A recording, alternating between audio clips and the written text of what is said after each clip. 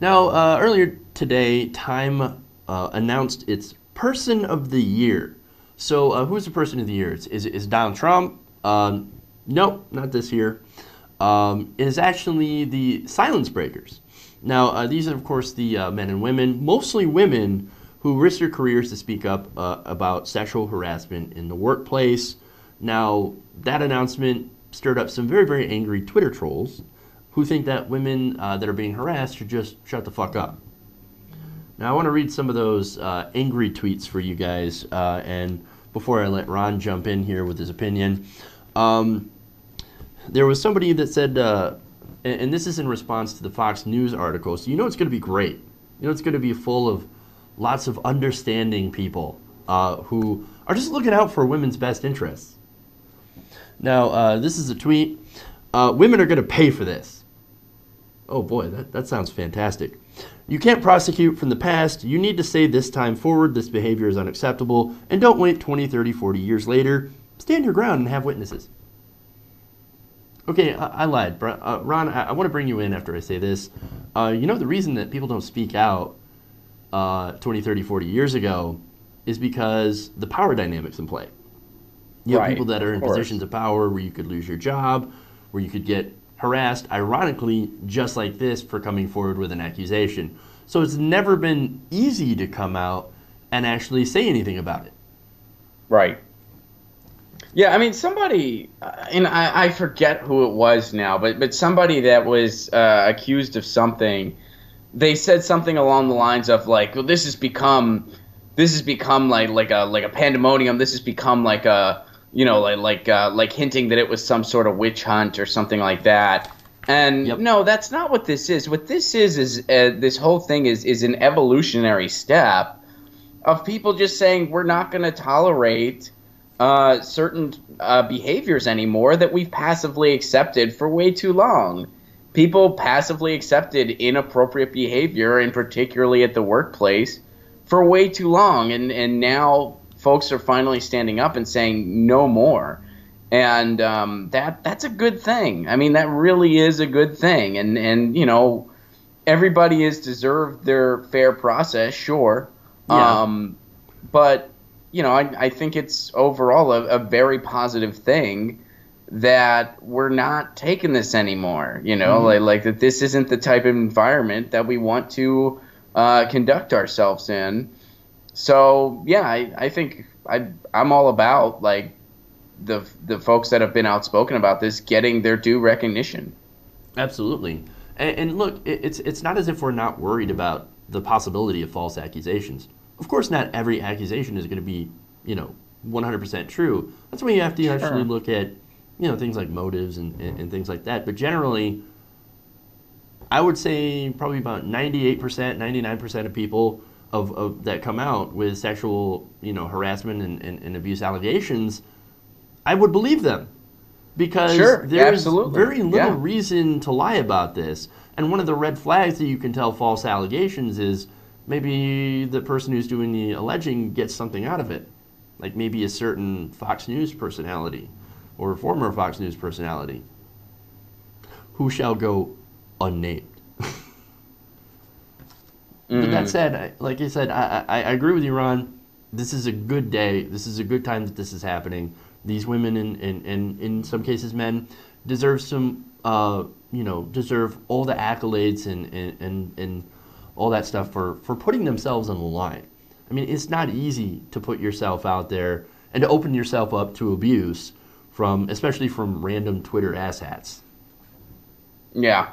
Yeah. Well, it's, yeah. And of course you kind of see, you really see the good and the bad and the ugly because, you know, you see, I think a lot of people see what this really is and they see that this is like, okay, we need to create a better environment for victims to come forward. We need to do a better job of this. We need to stop passively accepting stuff that we've passively accepted for way too long.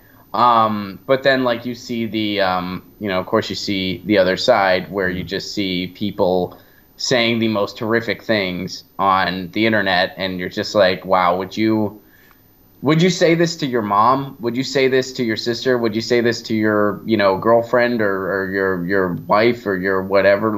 Would you do that? Because it's just repulsive on so many levels. Yeah. And here's the thing. I don't think some of these people actually, give a fuck about what they say to people. I mean, there are Well, those kinds of clearly, yeah. terrible people out there that are Yeah. like, yeah, I would say it to my mom. I'd tell her to shut the fuck up.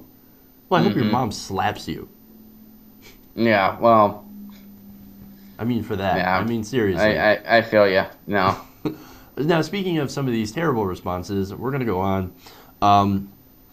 One of them says, wow, such a high-level intelligence at Time Mag. At least it wasn't Cupcake Kaepernicky. Well, that's lovely. Wow, that's such a high level insult. I know, That's right? So Wow, such a well high- done. Well done. there was alliteration there. They're poetic. Then another comment says, well, it figures, bunch of snowflakes and crybabies. Yeah, you crying about being sexually assaulted. How dare you cry about that, you snowflake? Really? If that's your reaction to somebody getting sexually assaulted, you're a terrible person. Another person says, And you know what? If we're gonna the person that made that statement, I'm assuming they're a male, right? assuming yes, It you would was be a correct male. in that assumption. Here's the thing. I think, isn't it so much more like snowflake-esque? If we want to use those terms or whatever. Isn't it so much more being a snowflake to pretend like nothing's wrong? I mean, isn't that so much more cowardly and so much more just sort of oh, well, I don't sexually harass. I don't do this. I don't notice it. It never happened to me. Hashtag not this all person men. that's being abused of assault has always been nice to me, so I guess nothing's there. Isn't that the ultimate wall of privilege? Isn't that the ultimate just soft, passive, not standing for anything and not giving a shit about anyone but yourself? I mean, isn't that cowardly? Isn't that being a snowflake? That's what a snowflake is. This whole thing reminds me too of something that came out recently. There are two prominent alt-right women that are now complaining that they're getting basically bullied by alt-right misogynistic trolls. Like, God, can't we just go out there and be ethno-nationalists without you being misogynistic? Your whole movement is Right. not only Yeah. racist, but misogynistic. And these women are complaining, and these are the women that go out there and trash, feminism. These are the same ones that are like, why are you getting after me for not staying at home and having 20 children? Your entire movement, again, is based on women staying in the home and having lots and lots of white children. It's like they don't get it. They don't see it. It's not there. There's no awareness. It's amazing. Now here's another one. A person that replying to Fox News says it's more like the "oh, give me attention" movement. So there's that other criticism, oh, they're just doing it for attention. Wait, I'm sure all these women are doing it for the threats of violence, likely rape threats, and other sorts of threats that they get from these Twitter trolls and other people that are, sending them threatening emails, probably calls as well. Yeah, I know one of the people that, and I don't know her well, but we've met a couple times, and she was one of the people that had that was one of the accusers towards Louis C.K. Yeah. And I didn't know that about it. I had no idea until she, came out, and I hadn't seen her in years or whatever. But she posted some of the stuff she got.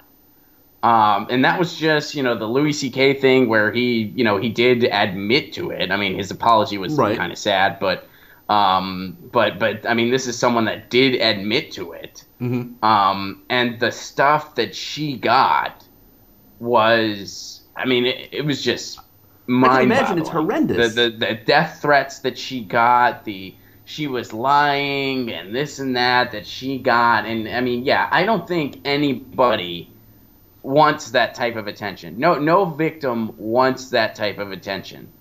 I think nobody could. I mean, that claim, oh, they want attention. Like, no, that's totally not what's going on here. Right, and that's one of the main claims that I see going on in these, in these Twitter threads. There's more, and this makes no sense. 100 years ago, it was Lenin on the cover of Time as Person of the Year. Funny how things have come full circle. Well, you know how Trump was also on the cover of Time, right? Yeah, well, and then he got, even though he's trying to make it out like he doesn't care, like he got totally butthurt that he wasn't picked again. He's like, yeah, I don't really care about this, even though I've been tweeting about it. Like he tweeted about it, and he's like, I told him no thanks. And then like people dug out other things from his timeline where he was all like geeking out because he got it. And it's like, no, dude, you care. This is PR is what you do. It is the only tool in your cabinet. Tool. So there's actually a lot of tools in that cabinet, but you know what I mean. Like in his arsenal of his person, that's pretty much all he's got. That's what he is an expert in, is PR. Mm-hmm. So yeah, of course he cares. Like of course he cares, and of course he's butthurt he didn't get picked. But it would have been too obvious if they would have picked him. So right, and do you remember the story that came out? I think it was during the campaign where he had a fake Time cover with him on the cover as well, and he had it for years and it's sitting in his office. I don't recall that. No, that's funny. That's sad. That is so sad. Well, I heard this story like somebody. There was this guy I was on a show with recently. I forget his name, but he used to do some writing for SNL. And he told this story about Trump, where like Trump was like, I guess a guest or something, and Trump was like just sitting backstage, and he was just tweeting, and he was just on his phone. He was like ignoring everybody, and he just looked up, and he goes out of nowhere, and he just goes, "Well, my book reached #1. Book's #1." And, like he was looking at his phone. He's like, "Yeah, my book's #1," and then everybody was like, "Okay." And then a couple people looked it up. His book was not #1 anywhere. Like they looked at all the bestseller lists. Like his book was not even listed anywhere. And he just randomly lied to a group of random people that his book was #1. That's and that was like all he said. He's a pathological liar. Yeah, and he's like a total dictionary defined narcissist, like to the nth degree. Like, yeah, absolutely. All right, more disgusting responses. One of them says, "Pound me too." That sounds horrible.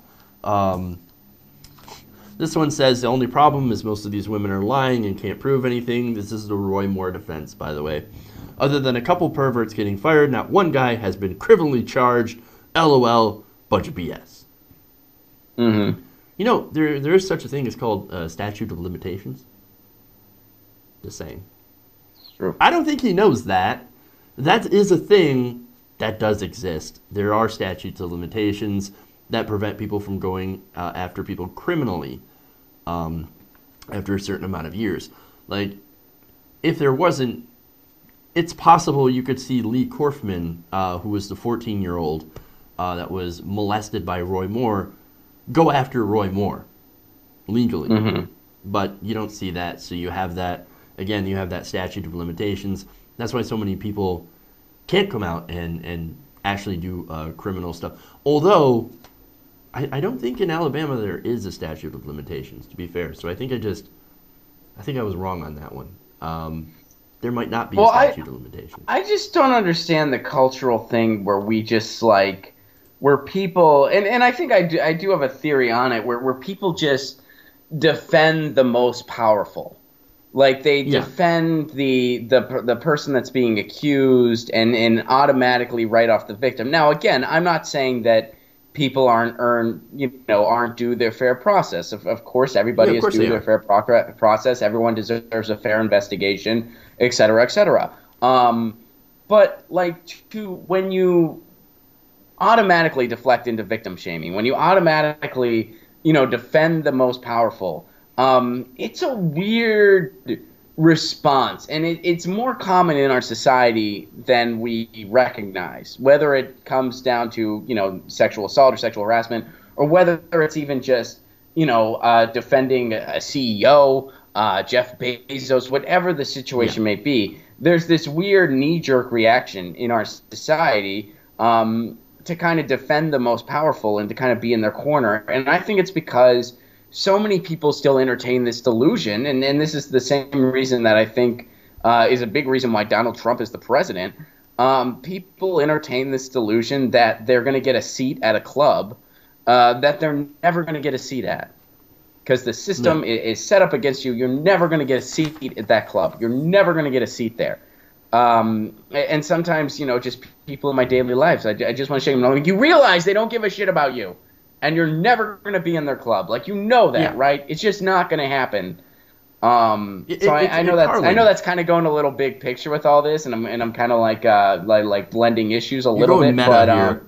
but I think they're all connected. Is what I'm saying. When you're going to talk about trolling as a response to this, they're all connected. I'm gonna, somebody defends Harvey Weinstein because really they are thirsty for that type of power themselves. People are going to defend, whoever, because they're thirsty for that type of power themselves. And it's very, it's very self-centered, and it's very kind of a product of our predatory capitalistic society.